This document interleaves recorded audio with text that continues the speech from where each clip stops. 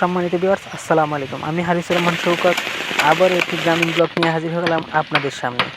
আজকে ব্লগে থাকছে প্রথমেই ফিশারি পরিষ্কার করা। এটি হচ্ছে আমাদের ছোট্ট একটি ফিশারিতে রয়েছে অনেক ধরনের মাছ, আর ফিশারির পাড়ে রয়েছে পেঁপে গাছ। ফিশারির চারদিকে কেমন জানি এলোমেলো হয়ে আছে, যে কারণে আমরা ফিশারির চারদিক পরিষ্কার করছি। এবং পেঁপে গাছে কুড় দেওয়ার জন্য আমরা জঙ্গল থেকে কিছু বাঁশ কাটলাম, বাঁশটি এখানে সংগ্রহ করে রাখছিলাম। সেই বাঁশগুলো আমি টেনে টেনে নিয়ে যাচ্ছি এক জায়গায় জড়ো করার জন্য।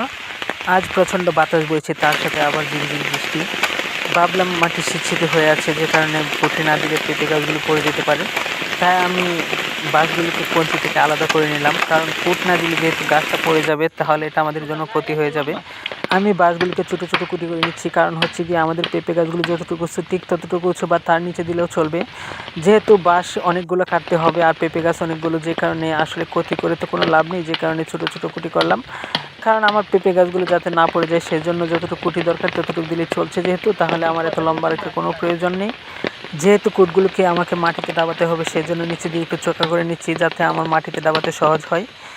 আজকের আবহাওয়াটা একটু অন্যরকম, জোরালো বাতাস, ঝিরিঝিরি বৃষ্টি, তার সাথে আমার কাজ একটা অন্যরকম মজা পাচ্ছি। আশা করি ভিডিওটা দেখে আপনারাও মজা পাচ্ছেন। আর তার চেয়ে বড় কথা হচ্ছে, আপনারা হয়তো বা অনেকে জানেনই না যে পেঁপের গাছের শিকড় খুব কম, যে কারণে এই পেঁপে গাছের শিকড় নিচের দিকে যায় না। নিচের দিকে না যাওয়ার কারণে একটু বাতাস একটু বৃষ্টি হলেই গাছগুলো পড়ে যায়। আমার কুটচুকা করা শেষ, আমি সবগুলো বাঁশ কাঁধে করে নিয়ে যাচ্ছি আমার ফিশারিতে। দেখতেই পারতেছেন এখানে বৃষ্টির পানি জমে আছে, কারণ অনেক 3 দিন যাবৎ বৃষ্টির কারণে এখানে পানি জমছে। আর যে কারণে আমার পেঁপে গাছগুলো পড়ে যাচ্ছে, আমার পেঁপে গাছগুলো হেলে গেছে, যে কারণে আজকে কুট না দিলে হয়তো বা আমাদের ক্ষতি হয়ে যেতে পারে, যে কারণে আজকে কুট দেওয়ার ব্যবস্থা করলাম। আমি সবগুলো কুটকে এক জায়গায় জড়ো করলাম, জড়ো করার পর আমি একটা কুট নিয়ে গেলাম আমার একটা পেঁপে গাছের কাছে, কারণ এই পেঁপে গাছটার মধ্যে আমি কুট দেব। আপনারা তো দেখতেই পারতেছেন যে এই কুট চোকা করার কারণ কী ছিল। আসলে কুটটা চোকা করার কারণে মাটিতে দাবাইতে আমার জন্য সহজ হয়েছে। আমি সেই কুটটা থেকে পেঁপে গাছটা সুতা দিয়ে বেঁধে দিলাম, কারণ হচ্ছে গিয়ে সুতা দিয়ে না বাঁধলে পেঁপে গাছটা পড়ে যাবে আর এই কুট আমার কোনো কাজে আসবে না, যে কারণে বেঁধে দেওয়া খুবই জরুরি। দেখতেই পারতেছেন এটা হচ্ছে আমাদের একটা পরিবেশ, আসলে পরিবেশটা অনেক সুন্দর, ক্যামেরা বন্দি না হলে এতটা সুন্দর বোঝা যেত না। আর তবে সবচেয়ে বড় কথা হচ্ছে গিয়ে গ্রাম হচ্ছে আল্লাহর তৈরি আর শহর হচ্ছে মানুষের তৈরি, যে কারণে গ্রামের সুন্দরতা একটু বেশি, কারণ আল্লাহর তৈরিকে অস্বীকার করার কোনো সুযোগ নেই, যার মধ্যে কোনো কমতিও নেই। আমার কুট দেওয়া প্রায় শেষের দিকে, আমি গাছগুলোকে প্রায় বেঁধে দিলাম। আমার পেঁপে গাছে ফুল ধরছে, ইনশাআল্লাহ খুব তাড়াতাড়ি পেঁপে ধরবে।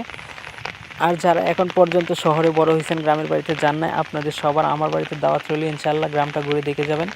আর যদি গ্রামটা ঘুরে না দেখেন তাহলে মনে করবেন আপনার জীবন থেকে কোনো একটা কমতি রয়ে গেল। চলেন আপনাদেরকে আমি আমার একটা বড় পেঁপে গাছ দেখাই, যার মধ্যে পেঁপে ধরছে। চলেন আপনারা আমার সাথে।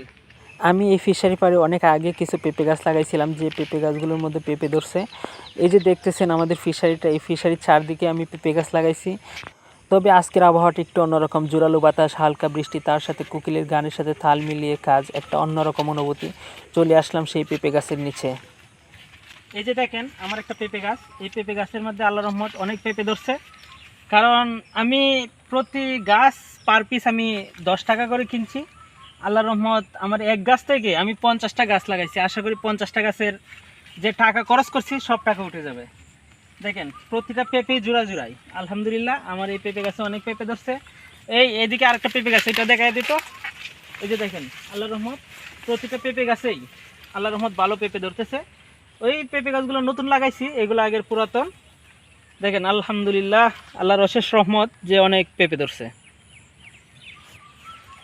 আপনারাও গাছ লাগান।